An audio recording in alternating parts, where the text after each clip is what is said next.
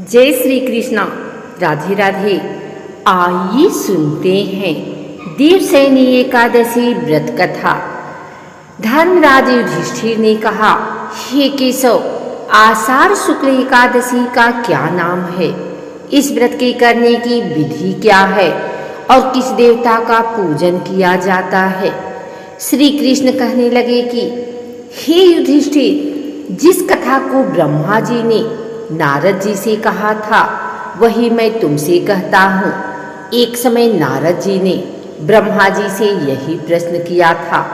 तब ब्रह्मा जी ने उत्तर दिया कि हे नारद, तुमने कलियुगी जीवों के उद्धार के लिए बहुत उत्तम प्रश्न किया है, क्योंकि देवशयनी एकादशी का व्रत सब व्रतों में उत्तम है। इस व्रत के समस्त पाप नष्ट हो जाते हैं और जो मनुष्य इस व्रत को नहीं करते वे नरकगामी होते हैं। इस व्रत के करने से भगवान विष्णु प्रसन्न होते हैं। इस एकादशी का नाम पद्मा है। अब मैं तुमसे एक पौराणिक कथा कहता हूँ, तुम मन लगाकर सुनो। सूर्यवंश में मानधाता नाम का एक चक्रवर्ती राजा हुआ करते थे, जो सत्यवादी और महान प्रतापी था। वह अपनी प्रजा का पुत्र की भांति पालन किया करता था। उसकी सारी प्रजा धन धान्य से भरपूर और सुखी थी। उसके राज्य में कभी अकाल नहीं पड़ता था। एक समय उस राजा के राज्य में 3 वर्ष तक वर्षा नहीं हुई और अकाल पड़ गया। प्रजा अन्न की कमी के कारण अत्यंत दुखी हो गई। अन्न के न होने से राज्य में यज्ञ आदि भी बंद हो गए। एक दिन प्रजा राजा के पास जाकर कहने लगी कि हे राजा, सारी प्रजा त्राहि त्राहि पुकार रही है, क्योंकि समस्त विश्व की सृष्टि का कारण वर्षा है। वर्षा के अभाव से अकाल पड़ गया है और अकाल से प्रजा मर रही है। इसलिए हे राजन, कोई ऐसा उपाय बताओ जिससे प्रजा का कष्ट दूर हो। राजा मानधाता कहने लगे कि आप लोग ठीक कह रहे हैं, वर्षा से ही अन्न उत्पन्न होता है और आप लोग वर्षा न होने से अत्यंत दुखी हो गए हैं। मैं आप लोगों के दुखों को समझता हूँ। ऐसा कहकर राजा कुछ सेना साथ लेकर वन की तरफ चल दिया। वह अनेक ऋषियों के आश्रम में भ्रमण करता हुआ अंत में ब्रह्मा जी के पुत्र अंगिरा ऋषि के आश्रम में पहुंचा। वहां राजा ने घोड़े से उतरकर अंगिरा ऋषि को प्रणाम किया। मुनि ने राजा को आशीर्वाद देकर कुशल क्षेम के पश्चात उनसे आश्रम में आने का कारण पूछा। राजा ने हाथ जोड़कर विदित भाव से कहा कि हे भगवान, सब प्रकार से धर्म पालन करने पर भी मेरे राज्य में अकाल पड़ गया है। इससे प्रजा अत्यंत दुखी है। राजा के पापों के प्रभाव से ही प्रजा को कष्ट होता है, ऐसा शास्त्रों में कहा है। जब मैं धर्मानुसार राज्य करता हूँ तो मेरे राज्य में अकाल कैसे पड़ गया, इसके कारण का पता मुझको अभी तक नहीं चल सका है। अब मैं आपके पास इसी संदेश को निवृत्त करने के लिए आया हूँ। कृपा करके मेरे इस संदेह को दूर कीजिए। साथ ही प्रजा के कष्ट को दूर करने का कोई उपाय बताइए। इतनी बात सुनकर ऋषि कहने लगे कि हे राजन, यह सतयुग सब युगों में उत्तम है। इसमें धर्म को चारों चरण सम्मिलित हैं, अर्थात इस युग में धर्म की सबसे अधिक उन्नति है। लोग ब्रह्मा की उपासना करते हैं और केवल ब्राह्मणों को ही वेद पढ़ने का अधिकार है।